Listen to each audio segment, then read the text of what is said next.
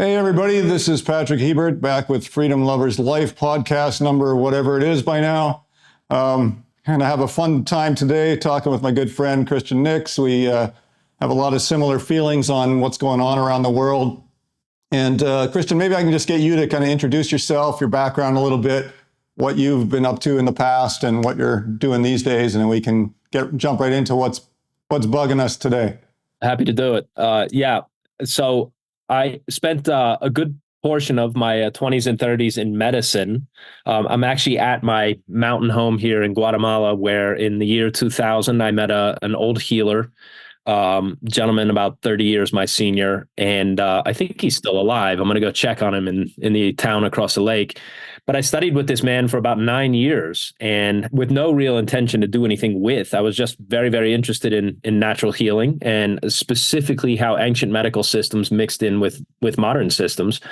But I ended up getting a license to practice in Colorado. And so I had a foray into medicine with a very, very interesting background that was as non-cookie cutter as you could possibly be. And so I was in medicine long enough to realize that nobody actually wants to improve the medical system. I tried to franchise acupuncture clinics across the Midwest, and with the intention of actually doing something good for the world. But nobody in the medical system has any interest in seeing anything different happen. They're all very happy with the kind of money that's coming in. And so, and I kind of knew that. I wasn't actually naive about it. I just thought it was worth a shot. It was such an interesting quest. And that's what led me to become, through various twists and turns, a full-time writer in 2017. And so I've been doing that. I work for a big publisher, and now I freelanced for a couple of years, but I'm out on my own.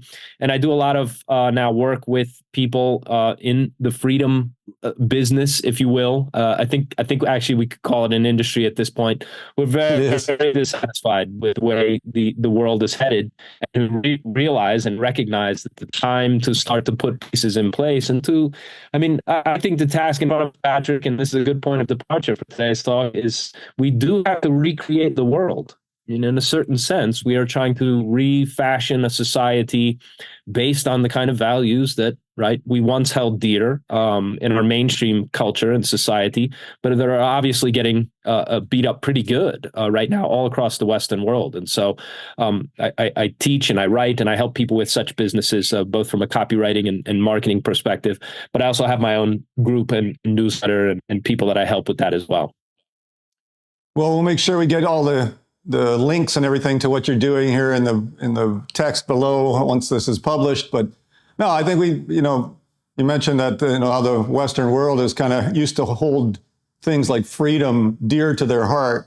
And over the last few years, especially during COVID, and even since then, whenever I would do a post on Facebook or something that happened to mention freedom, it would get censored. And it's like so blatantly obvious. And it's like, how can, the American culture based on freedom at its core is switched so quickly, and now it's almost a bad word, and the kind of the woke ideologies has really taken over, and it's just happened so quickly. It snuck up on me because raising my kids, and they're now like in late 20s, early 30s, and they kind of semi bypassed that a bit, but since then it's just pervasive in schools and everything. And so that's, as what we do for a living, right? We create these sustainability, freedom-oriented communities so that people like, yourselves that are trying to get away from things like, we mentioned the medical background, like big pharma and big government and things like that. So they have a place to go, and then, they're kind of hanging around with like-minded people that all like that same sort of thing, right? So you call it an industry. I guess it's kind of a cottage industry now at this point, that people are looking for, where can they have a freedom-oriented life? Yeah, two things about that.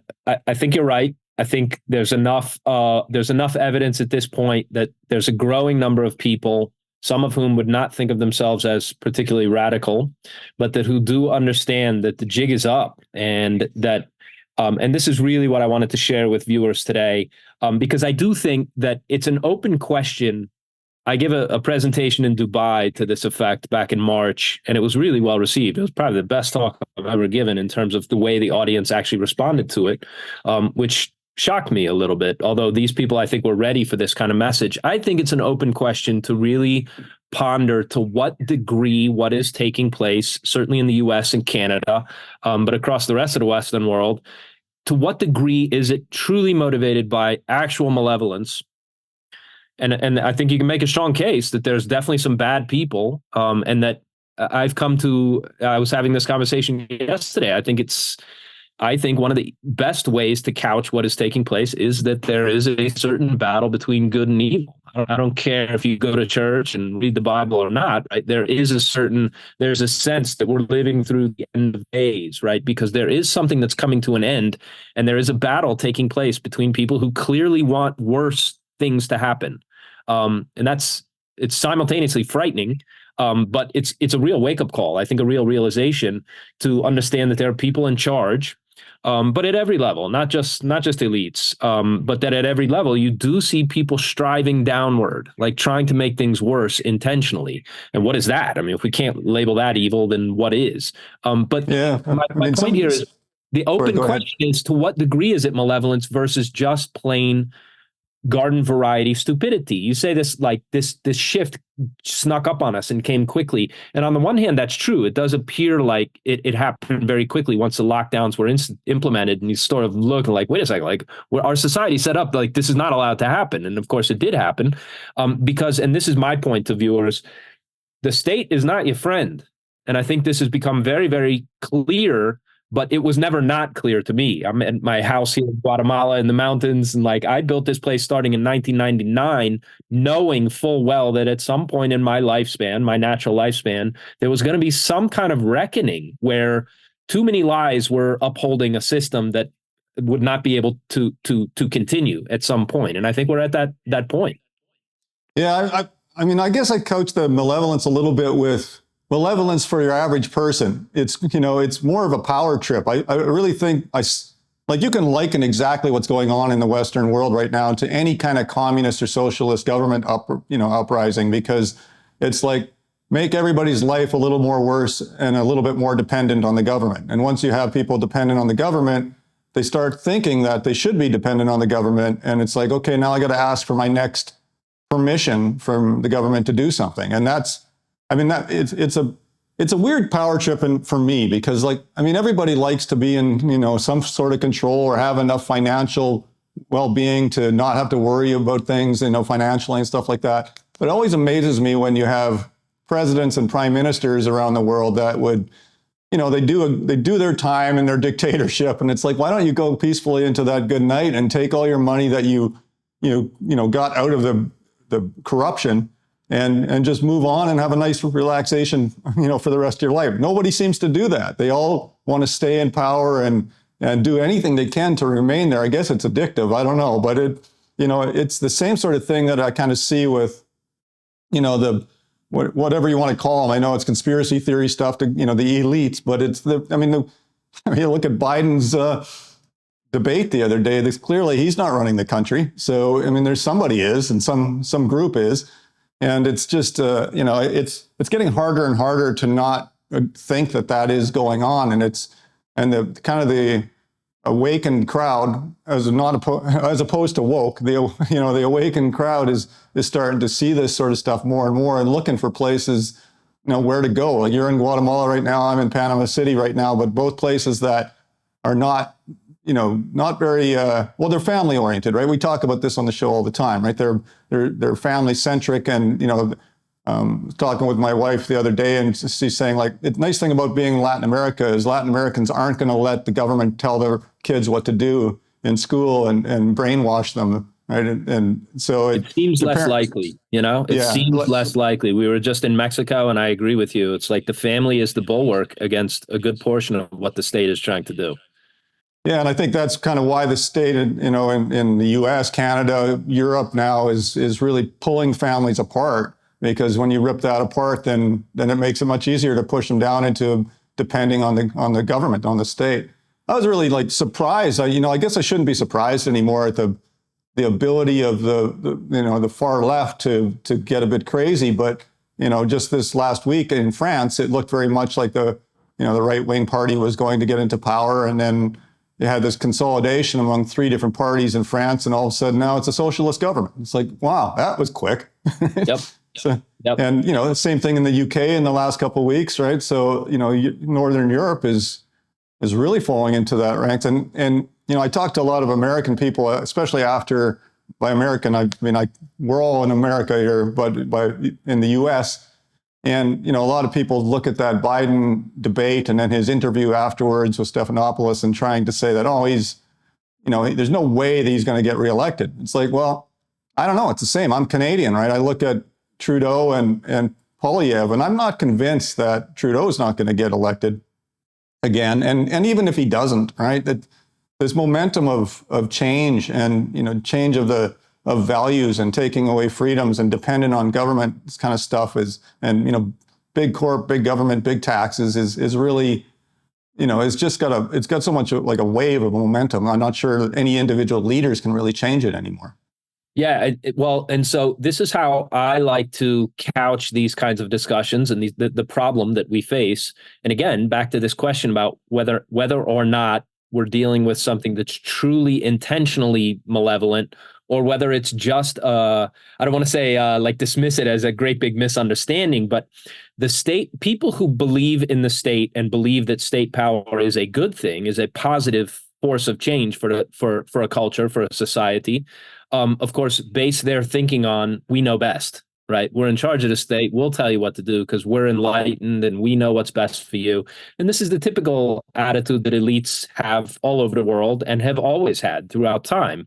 And in fact, right, I think if you pin somebody down and say, well, who should be in charge of, I don't know, the family, say, right? Obviously, don't put a 2-year-old in charge of the family. Hopefully, mom and dad have better sense. And so this idea that there is such a thing as at least there's a grade of meritocracy that says, hey, we want the best people in charge of these decisions, et cetera, that carries through to the way you organize a society.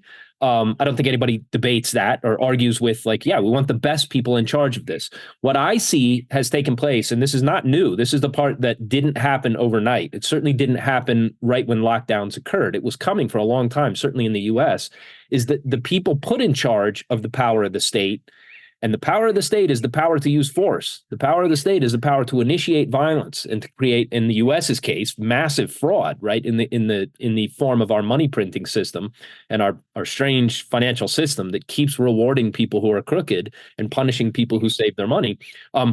Force and fraud, that's what you're dealing with. That's the power that these people get to have. And you put the people in charge of that who are dead certain that they have the best answers for you, but they're and you bring this up, the turn towards socialism or just the existence of socialism. I mean, at this point, the idea that the government knows what's best for you has been so discredited across so many millions of murders and so much death and misery that it shouldn't even be a debate anymore that this is a viable form of government. And yet, and here's where, like, again, the debate about these things and the way society should be run and why we're in the pickle and the mess that we're in. You take something like the concept of communism. Well, the family is communist. My friend Alex Craner, who writes a great Substack, talked about this. The family is a purest form of communism, right? In other words, take what you need, give back whatever you can, right? And like to each according to his need, from each according to whatever his ability. But the ideas of the way a given group of people should be structured differs from level to level. What we've discovered is that at the macro level, the biggest level for a governmental kind of structure and a societal kind of system, is that what's good at a smaller unit, like the family, is not good at a larger unit. And the debate about whether or not individual freedoms are worth the effort to try to maintain them, we've already been through this in history. Like millions of people died to have that argument and to prove that the best way was to have strong individuals making decisions about, for example, what to inject into your body or not, as the case may be.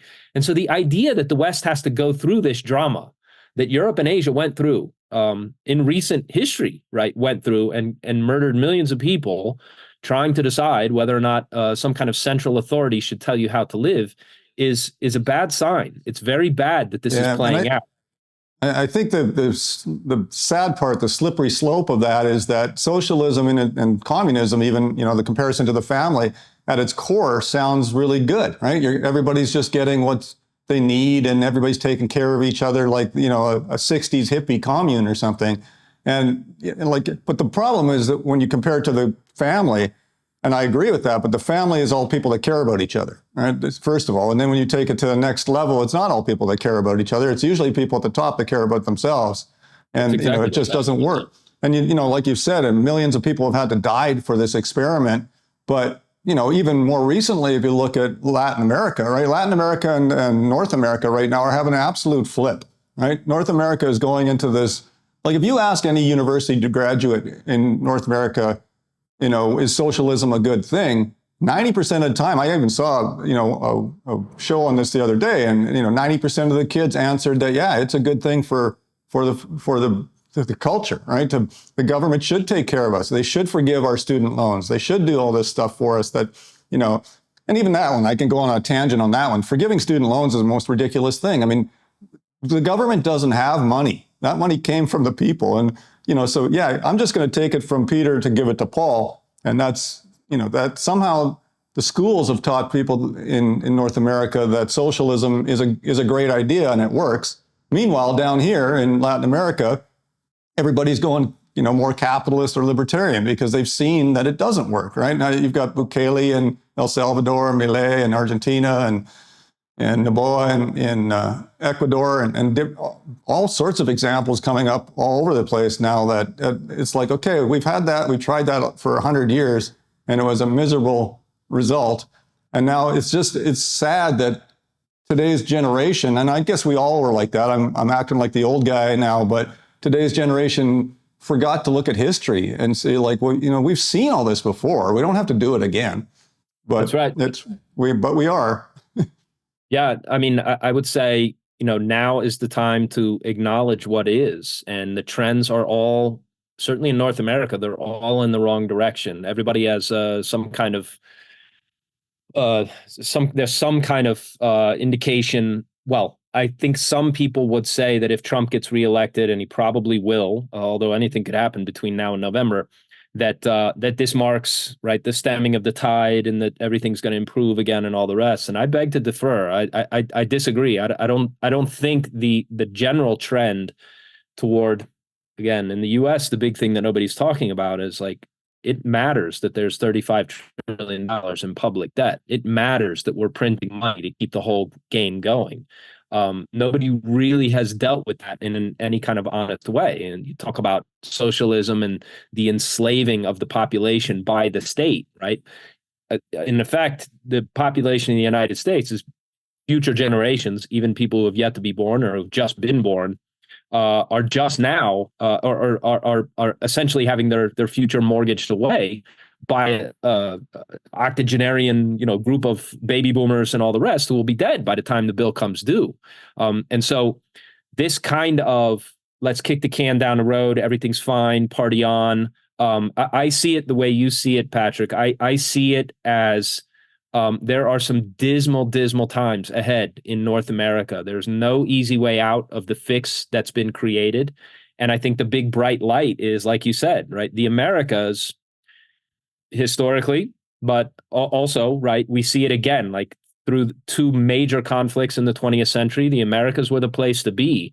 But especially Latin America, because they've already been down the road of a lot of shenanigans and a lot of, and the other thing, of course, in Latin America is that you have governments that just don't work very well, right? Which is a real net positive in a world where the government in Europe and North America, they can't have enough power. They can't have enough control of your life. Whereas once you get south of the Rio Grande, really, the governments just don't have that much ability to coerce you. And so, the fortunate thing is they're pretty inept, right? I mean, somebody's talking to somebody in Nicaragua the other day, and they were saying, "Oh, I think the government's watching what I'm doing." It's like the government can't even watch what they're doing in Nicaragua. There is absolutely no ability, and everybody which is great for us because it's a live and let live kind of environment. Because even if they wanted to, they couldn't, right? Even if they wanted to. Yep, exactly. Even if they wanted to cause problems for you, they just couldn't. And there's still enough of an attitude that, like, hey, butt out. Like my family's my family. You don't get to tell me what to do to my kids or teach them a certain way. All of that stuff really stops because the family is still so well regarded, and the traditions of even the church here. I mean, when you stop and think about it, somebody said this to me the other day, Patrick, this is interesting. For several thousands of years, everybody thought that living a certain way was important and that treating other people a certain way was kind of the most important thing to inculcate into young people, to uphold as a society. And then really with the advent of nuclear power, nuclear weapons, suddenly, right, there was a new god in town. And right, the old way, and I'm aware that like Nietzsche wrote about the death of God in the late 1800s. And he was right. Like the character and the tenor of European culture was changing even at that time. And it took a while for that to show up. But he was absolutely correct in predicting that would result in, right, well, the impulse toward religion was going to move to the state. The state would be the new church. The state would be the new God. And that's exactly what you got in the Soviet Union and China. And so he was right about that. But this thing about up until the last several decades, everybody thought that treating each other a certain way was the correct way to behave. And now we've lost that as well. Yeah. So and I didn't even see that one coming either. I guess I grew up, in a kind of Bible Belt prairie community in Canada. I'm not particularly religious, but, those morals were instilled on me from being, very young, to helping other people. And, it's part of it is being on a prairie kind of town, prairie area too, where somebody's barn burns down and everybody helps each other, right? That's right. Otherwise, you don't make it through the cold winters up there. That's right. Yeah. But that mentality is very lost. Like I'm even living here in the city of Panama, you don't know your neighbors in your apartment. That was never a thing. I knew everybody in the town that I grew up right? So, but going back to your the evil side of things, and this is kind of a good and evil debate here, but on the evil side of things, I think one of the evil things about to take over a control, to move towards control of socialism and that sort of thing, is the techniques they use. And the first world countries like Canada, are just taxing people to death so they are in control. And I, it's funny because our company is called Eco Villages, and it's like I always tell everybody, look, we're eco-sensible. We coined the term eco-sensible, not eco-fanatic. Everybody on the planet, I think, wants to keep oceans pretty clean and the world in good shape. But when they coerce young people into this climate obsession, and like now they have this carbon tax in Canada, it's ridiculous. And I was watching one of the politicians on one of Trudeau's folks, saying the other day that they have to do, set aside this many billions of dollars to become carbon neutral in the country. Canada is more than carbon neutral. Canada is positive by 1,000%. We have something like 330 billion trees or something, and we would need like 34 billion to be even. And it's like a 10 times difference, right? So to tell people, you're just lying to people about where we're at, and it really doesn't make a hill of beans difference if Canada is carbon neutral anyway. And then we can go into a whole environmental discussion on whether carbon's a bad thing. I mean, I would debate that it's not. For most probably not. Probably it's not going to turn out to be a big deal. But yeah, I'm with you entirely on that. And pivoting to solutions, looking down the road, even 5 to 10 years from now. And the other thing the internet has done is it's made everybody so focused on the now. It's like we used to have a sense like, well, where we're headed is going to be okay. The future is going to be better and all the rest. But I don't feel that anymore. I don't see that as the case. Certainly not in North America. I think the U.S. and Canada have the furthest to fall. I think you're right. This capital gains tax that was passed in Canada up to 67% or whatever it is. It's like, why would anybody make money in Canada? Why would anybody invest there if you're going to have to pay those kind of taxes? They're asking you to leave. Like they're telling you to get out of town. And so my thing, and this is partly how you and I met. The best way that you're going to prepare and ride, it's not complicated how you're going to get through the next several years. I think everybody should be looking at a bolt hole, a kind of a landing pad in another country. Like you, I very much favor Latin America. I think for North Americans, it's an absolutely no-brainer. You're not going to Asia unless you have roots in Asia. You're not going back to old Europe unless you have roots in old Europe. And even then, why would you be looking in those places? This is where real trouble is going to play out. It already is, as we know, and we hope it doesn't get completely out of control. But when you look at America, when you look at the amount of land, the amount of water, food production, decentralized everything, incompetent governments, massive opportunities for investments as well. Here, I'm in a property. If I told you how little I paid for this 25 years ago, it's actually an amount of money that I wouldn't miss if I lost it. And I'm up about 100 times my original investment. We still love it here. I had dinner with our indigenous friends the other day and just enjoying the whole family vibe that still exists in a tiny pueblo in a place like Guatemala. And so there's still a tremendous growth thing, but also the quality of life that you get in Latin America, where things are still not just sane, but really wholesome. And so we're big fans of, my message to everybody, especially from an investment point of view, is now is the time to own real stuff. Probably the single most convenient is gold. Have some gold somewhere, right? Probably outside your home country and the borders that would easily make it easily confiscated by your home government. And then foreign real estate, especially for U.S. taxpayers, it's one of the only assets you don't have to report to the IRS, and they can't really do anything about it. You ain't gonna like repatriate somebody's real estate. So owning real estate in a portion of Latin America, if you can find a place that's growing quickly, so much the better. I know this is right up your alley too, and so. My message to all your viewers is, foreign real estate's been very, very good to me. If it kicks out an income for you from rental, so much the better. But that now is the time to be looking at that, because we're going into what is probably going to be a much worse period for much longer than most people are calculating right now. That's what history says. Yeah, and we're seeing a lot more wise people too. Like, not only are they moving to something like our Veritas village community here in Panama because it's self-sustaining and a lot of like-minded people to hang out with, but also investing in rental properties in Nicaragua, Honduras, and Belize with us, because a lot of people are honestly moving their money out of the U.S. because they're worried about bank collapses. And I mean, as you said, it's just the U.S. economy with printing money and the stock market at ridiculous heights and things, just not sustainable. It's just like, it isn't. There's always going to be a group of people that go, no, it just always keeps going up. But trust me, I've lived through a couple times where it doesn't always go up, and it usually comes down with a bang. So, yeah, exactly. And last year there was a couple banks that collapsed, in the Silicon Valley banks and things like that. So people got nervous, and rightfully so. Yep. And so if you're investing in, it doesn't have to be our communities or whatever, but if you're investing in communities and real estate down here, then you're also earning your rental income outside of the U.S. and you can keep it outside of the U.S. and other banks, right. and so it's just a great idea. A lot of people are doing that these days, and I'm really looking forward.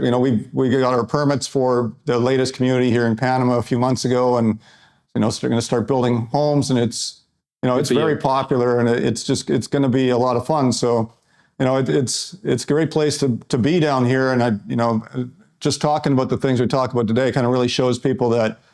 There's other people like them thinking this way, right?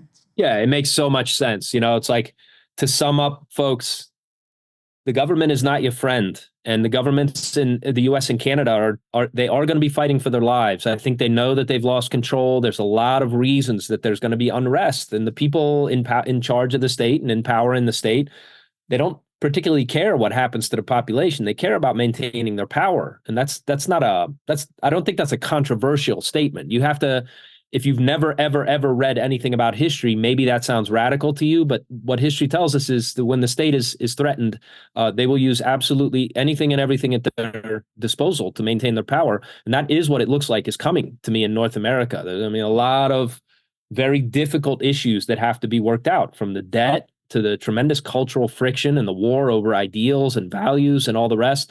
I don't think it's hopeless. I don't think that at all. I think that what is happening now, especially in Western countries, we've had a very good run at the poker table for the last 80 years. That kind of ease and comfort breeds a lot of corruption. You have to expect that. That is bound to happen at some point. And now the world, with the rise of AI and things like this, we have to squeeze through an eye of a needle, historically speaking, to make sure that we don't blow ourselves up and that we kind of get through the next whatever phase until the new cycle begins. Because nobody knows exactly what that's going to look like. That's why I say, like, to me, this is a cycle. This is not something that gets resolved by the next presidential election. We're talking about a phase shift that's going to take probably 5 to 15 more years. When you think about what happened in Europe in 1914, I mean, the dust didn't really settle until 1945. That's a 31-year period of real upheaval. And it wasn't like Europe ever really recovered from that. So there's ways this could go that are really positive, and there's ways that this could go where, well, damn it, I really wish we had our old prosperity back. And so the best thing you can do as an individual is to find other people who share your values. This is what Patrick's creating. This is what I do as well. You can find links to my stuff below that we'll include here. But it's very important not to sit on your hands. Your money is never going to be worth more than it's worth now. You're never going to be in a better position to set yourself up abroad and to create a kind of international lifestyle. To me, the answer is internationalization. It's a kind of freedom insurance where no jurisdiction has total control over you, your family, your wealth, all of the above. And so it's not hopeless, but you better get busy, right? Because I do think we're in for some really, really wild times. And like you described, the 30 some years for Europe to go from 14 to 45, or that, what you're describing actually is what I feel is kind of like another fall of an empire, right? We're seeing, the U.S. going through a lot of the symptoms, a lot of them, of, the Roman Empire, the British Empire, the Greek Empire, all these empires that once were, amazing, like large. And now, and like you said, it's almost like a soft landing. It's possible the U.S. could go through a soft landing now. But what is the soft landing? Well, Britain still exists, Greece still exists, Italy still exists, Rome, and but they're a shell of them, the former empires, right? So it's entirely possible that the U.S. goes through a phase like that. And so when we are creating these landing pads or Plan Bs, it's like, this is for yourself, but it's also more for your kids and your grandchildren as well. That's right. Yep. I'm creating Plan Bs for my future family, right? So that's what's really important. I think. I think someday they'll look back at it maybe 50 years from now and go, oh, I'm glad, whatever grandpa, great grandpa, had these concepts and figured it out with his friends and made these communities, because we can sort of watch from the sidelines while this horrific Super Bowl is played out in front of us. Yeah, I think it's the correct way to think of it, Patrick, is to plan that far ahead. This kind of, that kind of looking down the road and like, here's where we want to be in 20, 30, 50, 100 years. That used to be kind of normal, right? Like generational kind of thinking. The fact that almost nobody else is doing it, right, in a sort of mainstream way, is very good that people like you are doing this. And, we feel the same. We feel like the time to protect yourself, the time to set yourself up in a different jurisdiction. And it's impossible to tell how it's going to play out. Obviously, we don't know what's going to happen in Latin America either, but you're putting the odds in your favor when, again, inept government, lots of food, decentralized food production nearby your home, and just the ability to be left alone, right, by itself may be worth a lot.